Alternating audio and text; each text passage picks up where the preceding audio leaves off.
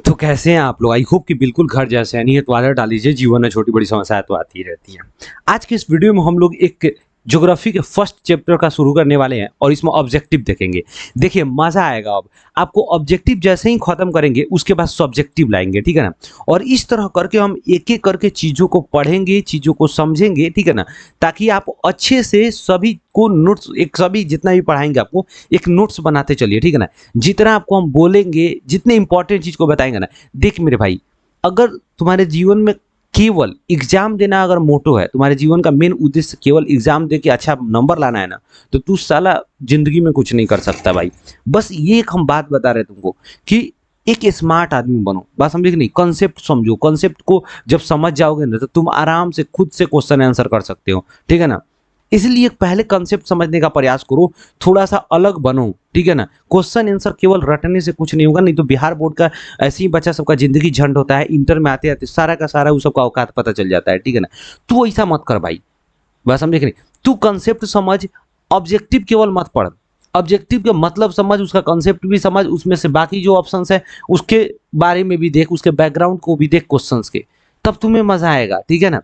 तो चलिए हम लोग बिना किसी समय गँवाए मिल के मचाते हैं बवाल विद बहुत सारा सवाल। सबसे पहला और बहुत ही इम्पोर्टेंट क्वेश्चंस हमारे यहाँ पर स्क्रीन पे दिख रहा होगा आपको कि यहाँ पर पहला क्वेश्चंस क्या कह रहा है मेरे भाई कि किसने कहा संसाधन होते नहीं बनते हैं। देखिए बहुत ही इंपॉर्टेंट चीज़ है। हम अगर बात करें संसाधन की मेरे भाई, तो याद रखना कि दुनिया में जितनी भी वस्तु हैं, यदि वह उससे हमारी आवश्यकता की पूर्ति होती है, तो हमारे लिए संसाधन है। यानी दुनिया में जितनी भी वस्तु है ना, वो हमारे लिए तब संसाधन हो सकता है जिससे हमारी ज़रूरत पूरा हो। अगर किसी वस्तु से हमारी ज़रूरत पूरा नहीं हो रही है, तो मेरे लिए संसाधन नहीं होगा। सपोज़ मान लीजिए कि ये मेरे पास एक पेन है, आपके हाथ में पेन है, ठीक है ना? तो आपके लिए संसाधन है, लेकिन एक अनपढ़ आदमी को दे दिया जाए पेन, तो क्या उसके लिए वो संसाधन है? नहीं है। संसाधन तभी होगा किसी व्यक्ति के लिए जब उसकी ज़रूरत का हो, जब उसकी ज़रूरत पूरा हो। बिल्कुल क्लियर हो गया ना? तो अब समझिए, यानी कहने का मेरा मतलब यहाँ पर कहा जा रहा है कि संसाधन होते नहीं बनते हैं।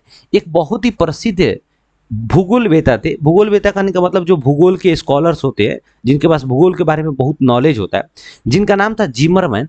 उन्होंने कहा हुआ था भाई साहब कि संसाधन होते नहीं बनते हैं। मतलब ये कि संसाधन जो हो मतलब हमारे जो धरती पर, खूब ध्यान से रखिएगा, बहुत सारा पदार्थ है, बस उसी तरह पड़ा हुआ है, लेकिन हम उसको अपने प्रयोग के लायक बनाते हैं, तब वो हमारे लिए संसाधन बनता है। जैसे समझिए कि जब प्रारंभिक काल में मानव था, तो पूरे के पूरी संसाधन भरी पड़ी थी, पूरे के पूरे सामान भरा पड़ा था, नेचुरल रिसोर्सेज जितना भी था, प्राकृतिक संसाधन से लेकर सब कुछ भरा पड़ा था, लेकिन हम उसका प्रयोग नहीं जानते थे, नहीं करते थे, तो हमारे लिए संसाधन नहीं था। लेकिन जैसे जैसे हम डेवलप हो रहे हैं, उसका प्रयोग जान रहे हैं कि हम इसका उपयोग कहाँ करेंगे, इसका यूज कहाँ होगा, तो फिर वो संसाधन बन रहा है। बात समझे कि नहीं? तो बस वही बात है कि संसाधन यहाँ पर होता नहीं है, हम उसको बनाते हैं प्रयोग के लायक, हम उसको बनाते हैं उपयोगी। बात समझे कि नहीं? तब वो संसाधन बनता है। क्लियर हो रहा है ना? तो ये जिमरमैन का मतलब कथन था, ठीक है ना? कहना था।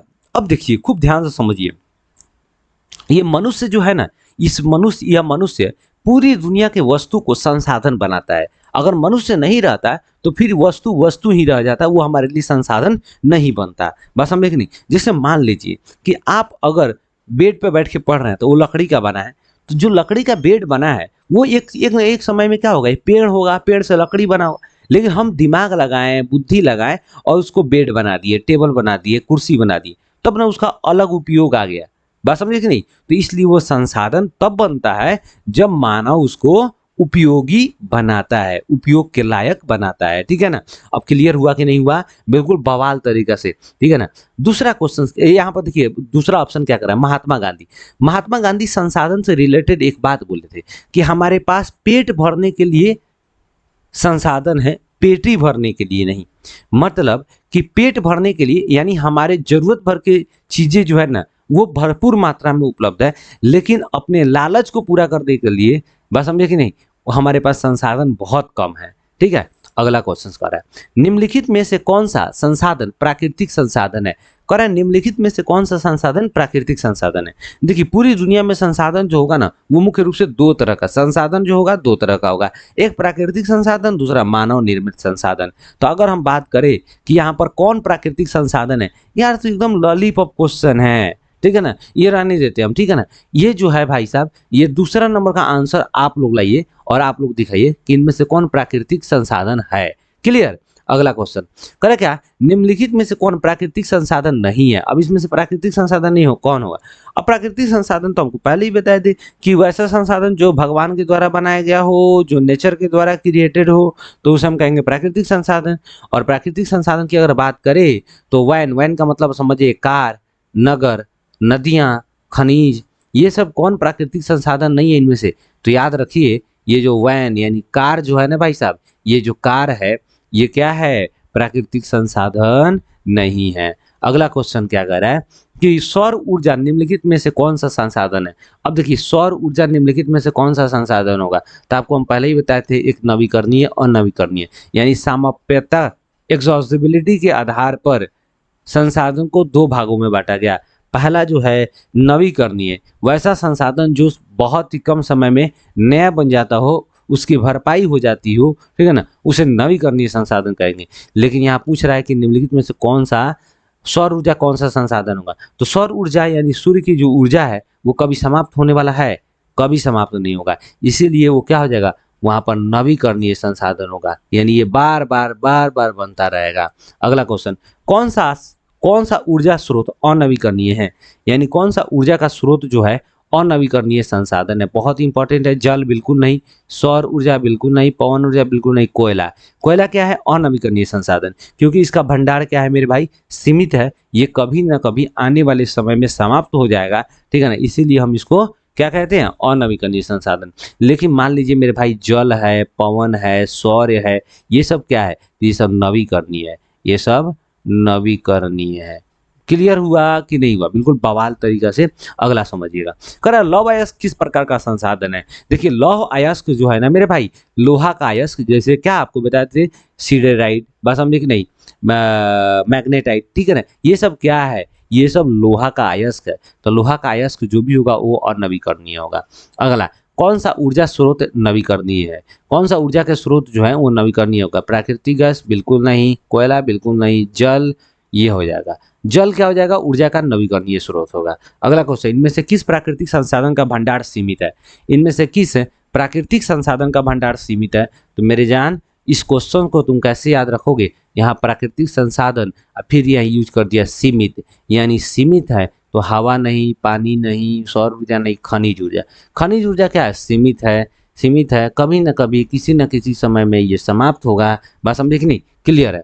अगला क्वेश्चन करे कि तट रेखा से कितने किलोमीटर क्षेत्र को अपवर्जक आर्थिक क्षेत्र, अपवर्जक आर्थिक क्षेत्र उसी को कहते हैं EEZ, एक्सक्लूसिव इकोनॉमिक जोन, ठीक है ना। तो याद रखिएगा 200 किलोमीटर, लेकिन ये किलोमीटर यहाँ नहीं होगा, NM होना चाहिए, नॉटिकल माइल, यानी 200 नॉटिकल माइल। देखिए नॉटिकल क्या होता है कि समुद्र में यानी पानी के अंदर जो दूरी मापा जाता है ना वो नॉटिकल में मापा जाता है, जबकि जमीन पर किलोमीटर में मापा जाता है। इसलिए मेरी जान मेरे भाई तट रेखा से कितने किलोमीटर क्षेत्र पर, तो 1 किलोमीटर गलत हो जाएगा, नॉटिकल माइल हो जाएगा। 200 नॉटिकल माइल के आगे के क्षेत्र को क्या कहते हैं, एक्सक्लूसिव इकोनॉमिक जोन, बस समझे कि नहीं, 200 मीटर तक, 200 नॉटिकल माइल तक के क्षेत्र को एक्सक्लूसिव इकोनॉमिक जोन, बात समझे कि नहीं। देखिए इसके लिए जो होता है ना, इसके लिए 2-3 चीज को समझना बहुत जरूरी है। सबसे पहला कि जब भी हम कहते हैं कि अपवर्जक आर्थिक क्षेत्र, तो यानी समुद्र के तट से, बात समझे कि नहीं, यानी जो हमारा मान लीजिए कि हमारा एक देश है, अगर हम बात करेंगे इस तरह, इसका एक मैप है, ठीक है ना, मैप तो वैसे मैं बहुत गंदा बनाता हूँ यार, ठीक है ना, वो छोड़ दो, ठीक है ना। तो ये भारत का नीचे वाला जो क्षेत्र है मेरे भाई, ठीक है ना, ये सब क्या है, समुद्र से घिरा हुआ है, ये सब समुद्र से घिरा हुआ है।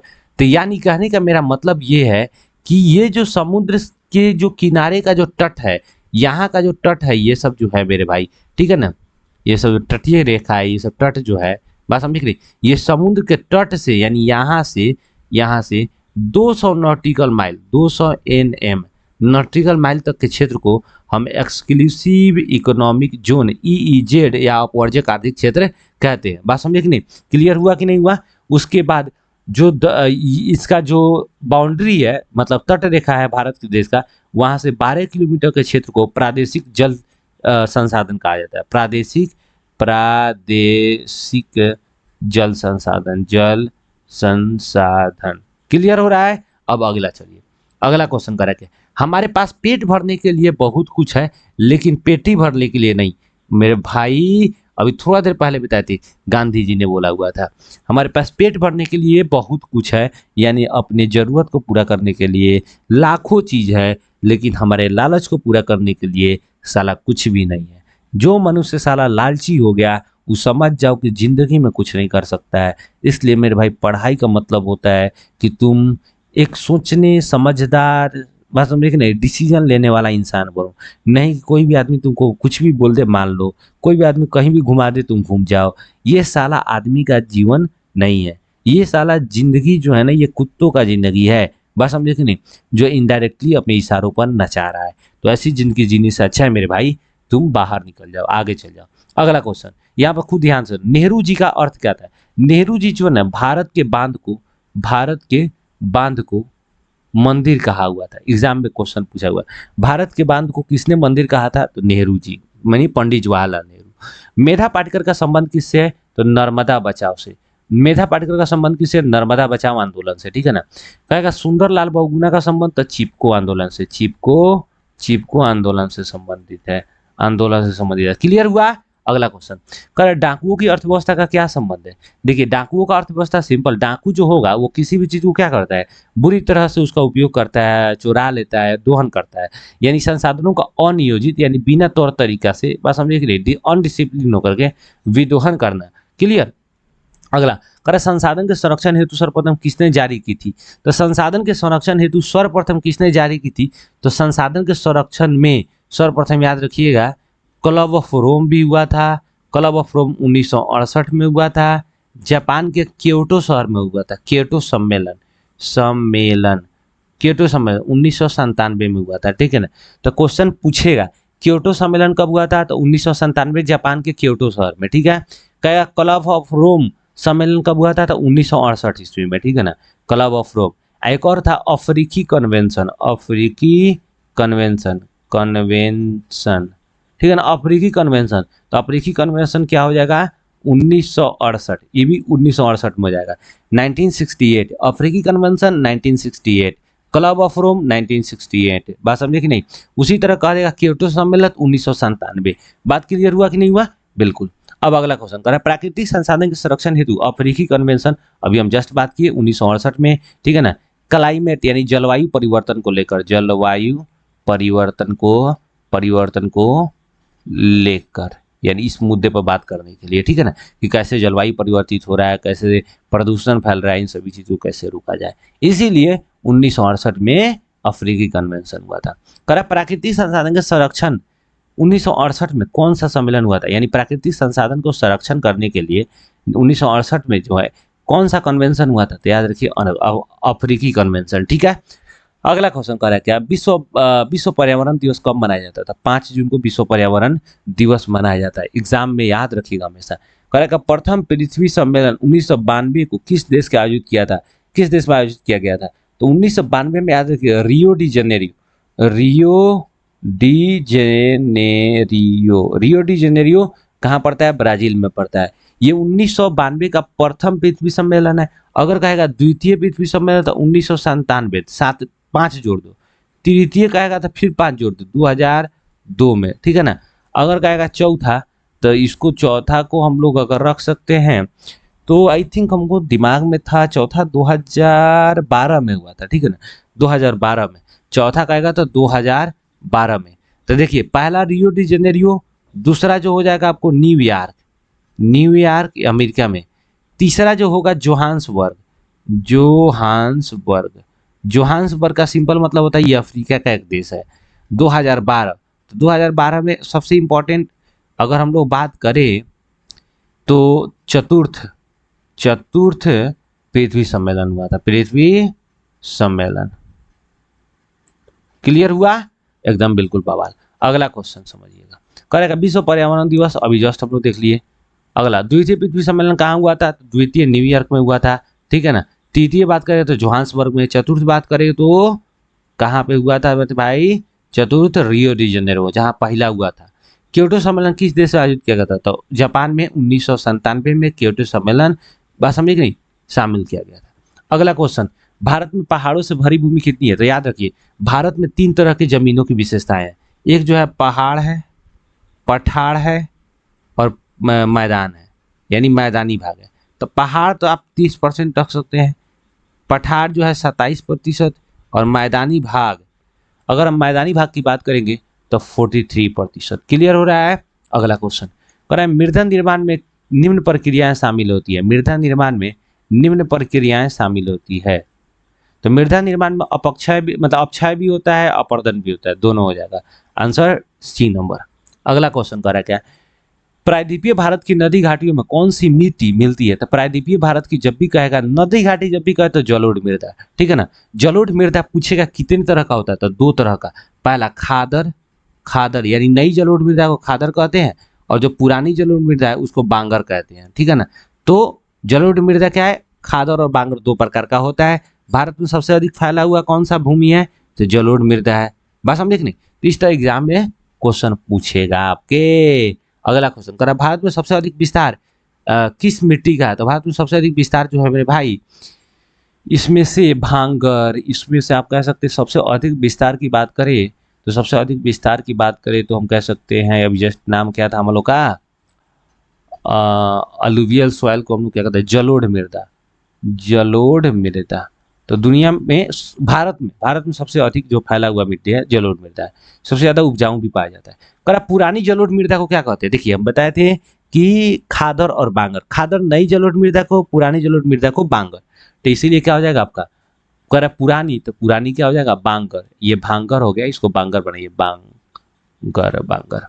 अगला क्वेश्चन, जलोढ़ मृदा में कौन सा तत्व सबसे अधिक पोटास पाया जाता है? ठीक है ना, जो फसल को पीला होने से बचाता है, उसमें जो है भाई साहब एनर्जी लाता है। अगला क्वेश्चन, भारत की सबसे उपजाऊ मिट्टी है, तो भारत की सबसे उपजाऊ मिट्टी है तो कौन सी होगी? जलोढ़ मृदा होगा, ठीक है ना, क्योंकि ये नदी क्षेत्र के द्वारा बहा के लाई गई सभी प्रत्येक वर्ष की क्या करता है? तलछट को लेकर के बिछा देता है, जिससे जमीन और उपजाऊ बन जाता है। अगला क्वेश्चन कर रहा है काली मृदा को उपयुक्त है, काली मृदा का उपयुक्त क्या होगा? काली मृदा कपास के लिए उपयुक्त है, बात समझे कि नहीं। इसको रेगर मिट्टी भी कहा जाता है, रेगर मिट्टी भी कहा जाता है। अगला क्वेश्चन, इनमें से किस राज्य में काली मृदा पाई जाती है? तो महाराष्ट्र में काली मृदा पाया जाता है। अगला क्वेश्चन कर रहा है काली मृदा का दूसरा नाम, अभी जस्ट बात किए थे, रेगुड़ मृदा। अगला क्वेश्चन, मरुस्थलीय मृदा का विस्तार सबसे अधिक कहाँ पे है? तो राजस्थान में है, थार। राजस्थान में कौन सा मरुस्थल है? थार मरुस्थल है, ठीक है ना। दुनिया का सबसे बड़ा मरुस्थल तो हो जाएगा सहारा, बात समझे कि नहीं, ये सहारा।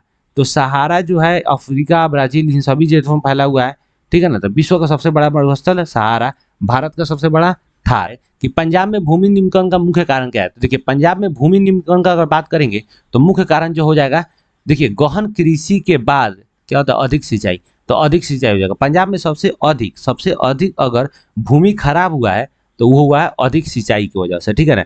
तो हम आज के इस वीडियो में मात्र आपको 30 तक ही रहने देते हैं। नेक्स्ट वीडियो में एकदम बवाल तरीका से हम लोग क्या करेंगे, कुछ ज्यादा ऑब्जेक्टिव लाएंगे, ठीक है ना। 2-3 को वीडियो में इस ऑब्जेक्टिव को खत्म कर देंगे, उसके बाद सब्जेक्टिव लाएंगे एकदम बवाल तरीका से, ठीक है ना।